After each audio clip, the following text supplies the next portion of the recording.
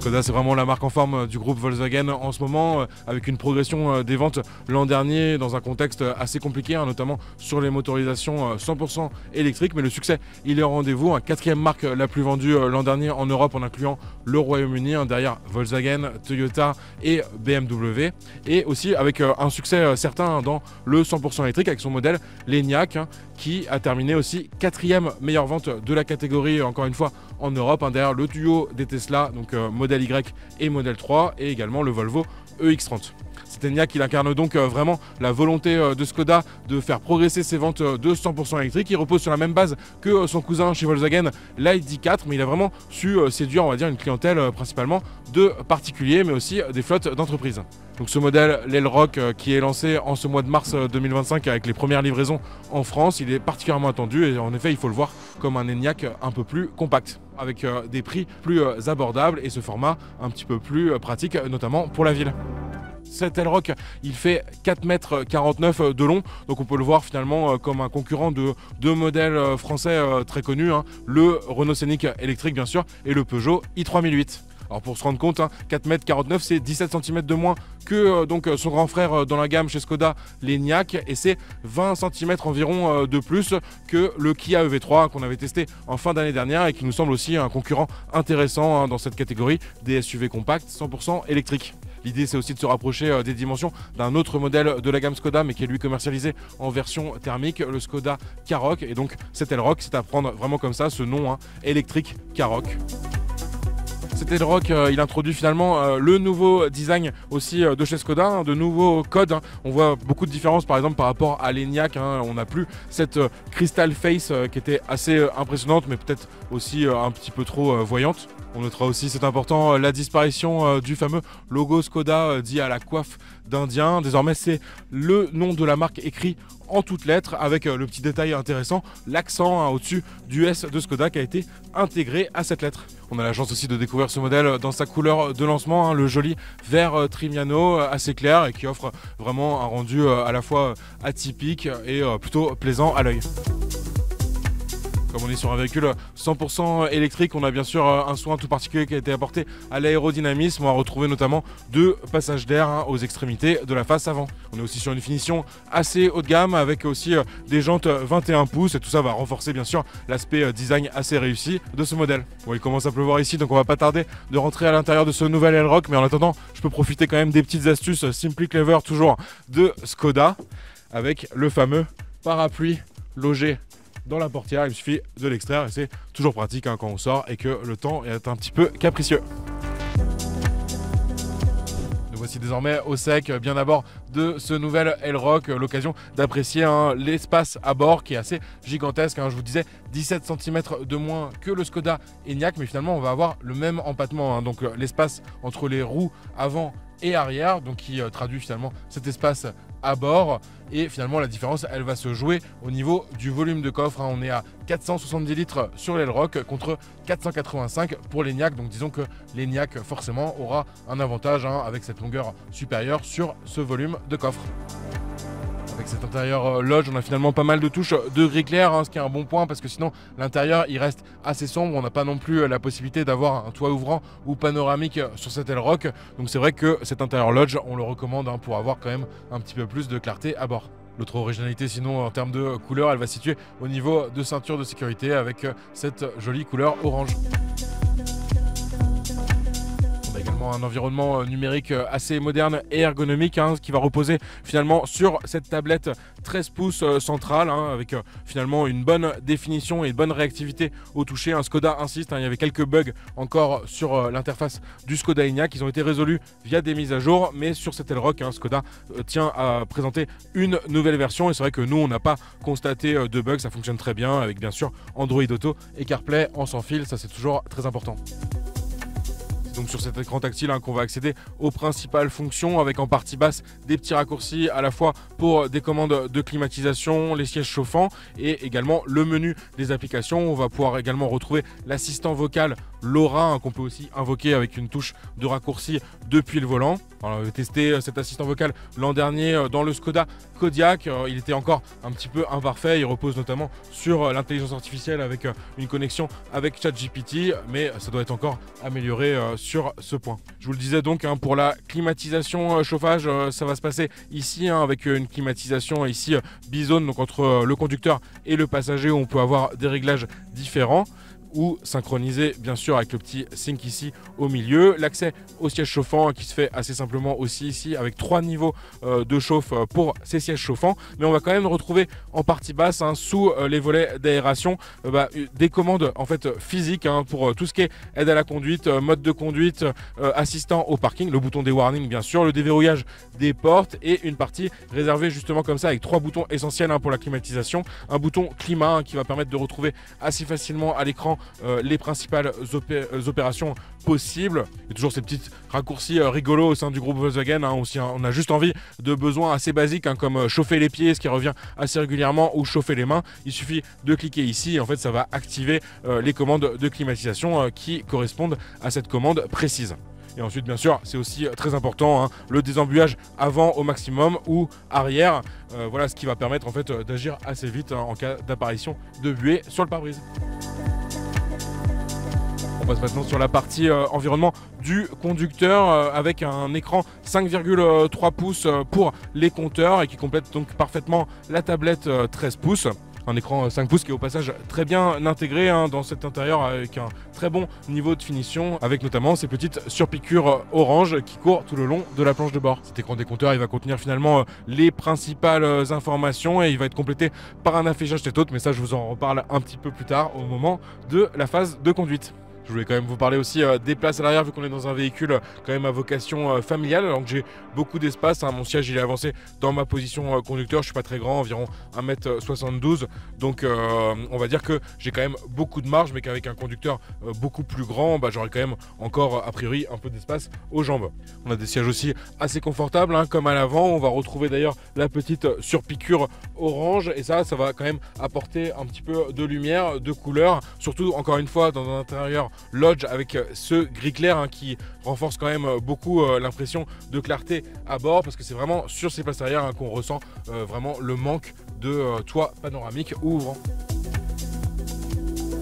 Comme à l'avant, on va aussi retrouver beaucoup de rangements. Ici, on a un petit bac amovible que je vais pouvoir retirer si je veux, par exemple, avoir un passager en position centrale. Sur notre finition haut de gamme, les sièges chauffants également pour les passagers arrière séparés gauche et droite, et un petit réglage aussi de clim. On est sur une clim finalement trizone, bizone à l'avant, et encore des réglages de climatisation différents pour les passagers à l'arrière.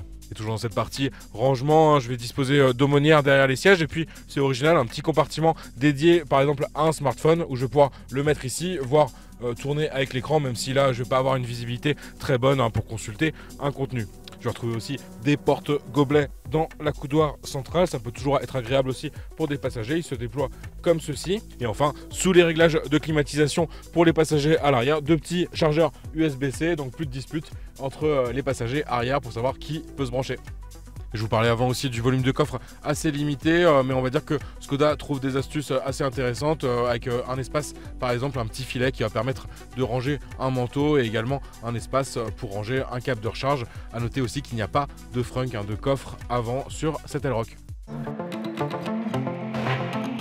Maintenant près de 200 km qu'on roule à bord de ce nouvel Elroq, et le bilan il est vraiment globalement très positif. On a un véhicule qui est à la fois confortable, surtout sur notre finition de notre modèle d'essai. Donc on rappelle la finition plus qui correspond en fait à l'avant-dernier niveau. Un niveau de finition qui va nous permettre en effet de bénéficier des suspensions pilotées, et ça on a pu le constater en ville, sur des rues pavées, enfin des circonstances de roulage assez difficiles. Le véhicule avait vraiment un comportement très confortable. On a également un véhicule assez dynamique, on dispose de la version 85, donc avec la batterie 77 kWh. On en reparlera juste après de la partie autonomie, et en gros ça s'est associé avec la motorisation électrique de 286 chevaux, donc autant dire qu'on en a assez sous la pédale. Il y a même un mode sport si on veut tirer toutes les performances du véhicule. Et en gros on a un 0 à 100 km/h qui est annoncé en 6,6 secondes, donc rien d'exceptionnel, mais on va dire que ça va vous permettre d'être à l'aise dans n'importe quelle situation. Donc sur le plan de l'autonomie, cette version 85, elle promet jusqu'à 570 km en théorie. Nous par exemple ce matin, batterie pleine, on est parti avec 520 km d'autonomie affichée au compteur. Donc on est en hiver, on est actuellement dans les Vosges, donc avec des petites routes de montagne. On a fait aussi pas mal de voies rapides à 110 ou 90. Il fait 6 degrés aujourd'hui, donc il ne fait pas si froid que ça, mais on va dire que tout ça, ça va être quand même assez négatif pour la consommation, qui s'en sort pas trop mal. On est autour des 21 kWh au 100, donc c'est plutôt prometteur pour ce véhicule qui se destine quand même à des longs voyages.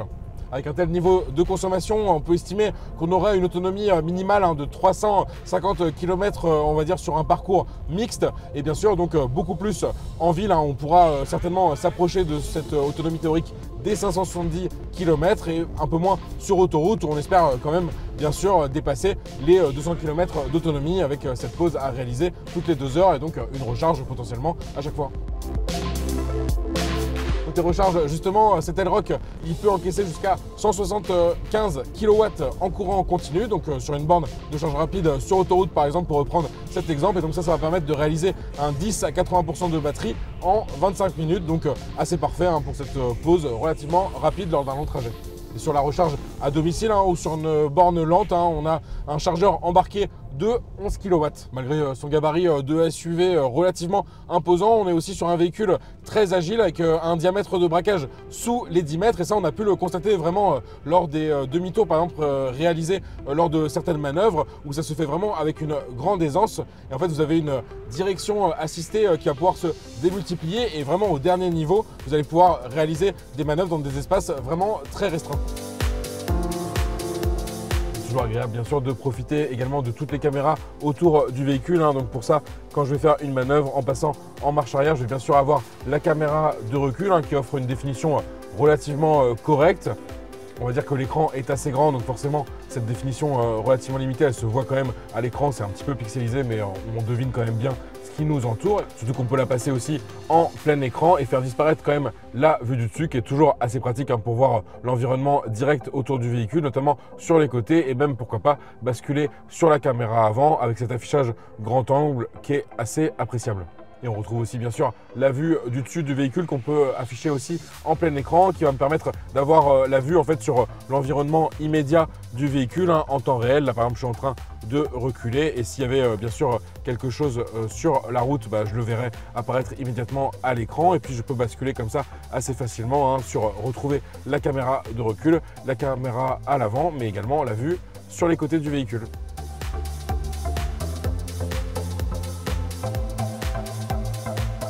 Bien sûr, sur un véhicule qui respecte la dernière norme européenne GSR2, donc vous la connaissez peut-être à force d'écouter nos essais, c'est celle qui bien sûr oblige à cette alerte de survitesse. Donc on va pouvoir désactiver assez simplement, même si elle se fait finalement assez discrète et va permettre de vous signaler quand même que vous êtes potentiellement en dépassement. Mais le problème, c'est toujours un peu la même chose. La difficulté à lire les panneaux dans certaines conditions, et donc vous pouvez être rappelé à l'ordre alors que vous respectez totalement les limitations de vitesse. Donc ça, c'est un peu embêtant. Heureusement, en un clic, on arrive vraiment facilement au niveau de la liste des aides à la conduite, et l'alerte de survitesse, elle est positionnée assez haut. Donc en un clic, c'est terminé. Vous ne serez plus embêté sur cette alerte de survitesse. Cette alerte de survitesse, on va d'ailleurs pouvoir la personnaliser en gardant par exemple uniquement un affichage visuel et donc plus ce bip sonore qui peut être un petit peu agaçant. On va pouvoir également paramétrer le seuil de tolérance, le niveau en km/h à partir duquel il va vous signaler ce risque de dépassement de la vitesse limite. On va disposer notamment du régulateur de vitesse adaptatif, donc qui ajuste la vitesse en fonction du véhicule qui roule devant moi. Il est couplé au suivi des lignes de la route, dans ce que Skoda appelle, comme au sein du groupe Volkswagen, le Travel Assist. Et ça, on a pu le tester, ça marche vraiment bien sur autoroute. Le véhicule va prendre parfaitement les courbes. On peut même retirer les mains du volant juste pour voir, constater que le véhicule prend bien cette trajectoire parfaitement. Et là, c'était un sans faute.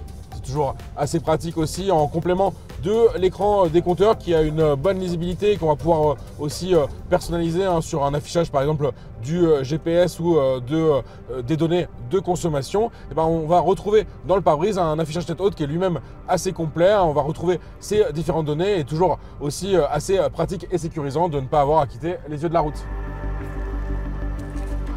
Cette finition haut de gamme, on dispose aussi d'un volant multifonction qui est assez agréable au toucher et qui va aussi permettre de disposer des fameuses palettes au volant. Alors bien sûr, pas question de passer des rapports vu qu'on est sur une voiture 100% électrique. Ça va permettre de régler le freinage régénératif en mode finalement D, un drive, le mode classique. Je vais avoir 3 niveaux. Donc un niveau 1 qui va correspondre finalement à un mode roue libre, donc qui peut être pratique sur des situations d'autoroute par exemple.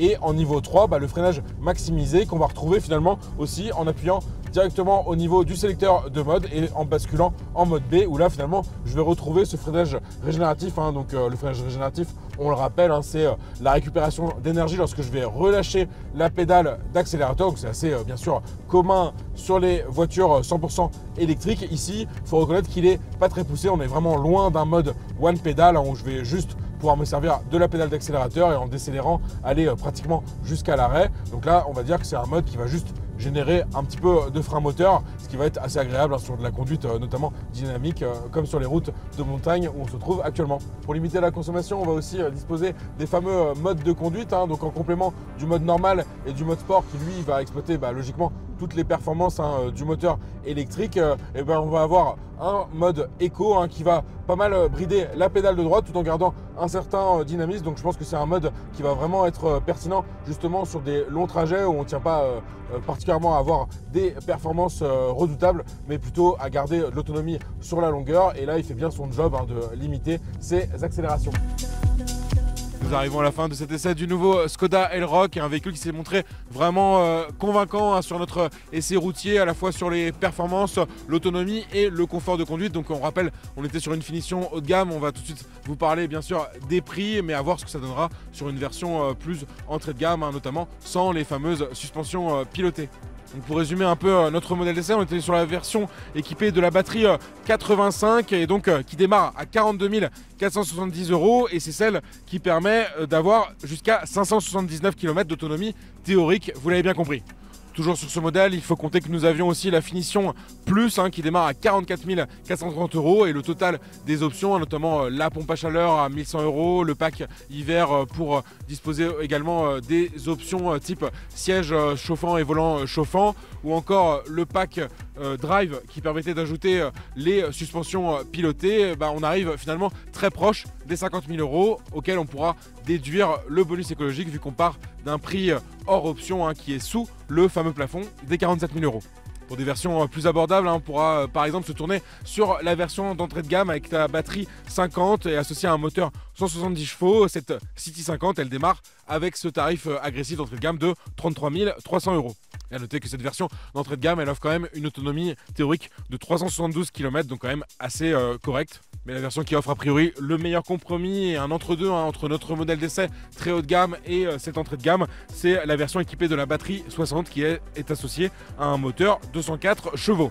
Sur cette version, on démarre en effet à 36 620 € et on a quand même une autonomie théorique comprise entre 400 et 420 km. Si d'après Skoda, les premières commandes s'orientent principalement vers cette version grande autonomie 85, on peut penser que la version 60, elle offre quand même le compromis idéal sur le rapport, on va dire, prestation-prix. Surtout face à ses concurrents, les deux français, le Renault Scénic et le Peugeot 3008, mais aussi le Kia EV3 qu'on avait testé en fin d'année dernière et qui se rapproche finalement des performances proposées par ce Skoda Elroq. A noter qu'après ce lancement uniquement avec les versions 2 roues motrices, cet Elroq sera aussi proposé en version 4x4 et par la suite aussi en version haute performance Skoda RS.